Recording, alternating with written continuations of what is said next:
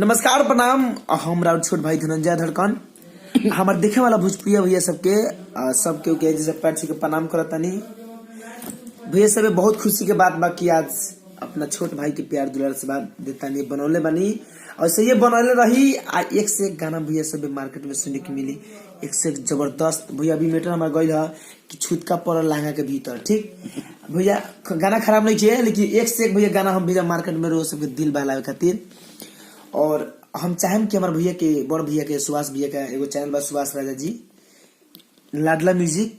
हम चाहें कि रोज से वो चैनल के सब्सक्राइब करी और ज्यादा से ज्यादा शेयर करी, वो चैनल के रोज से प्रोग्रेस करी। हमारा भाई के जैसे छोट भाई के प्यार दुलार आशीर्वाद देता नहीं, उससे वो चैनल के प्यार दुलार दी और चैनल के सब्सक्राइब करी।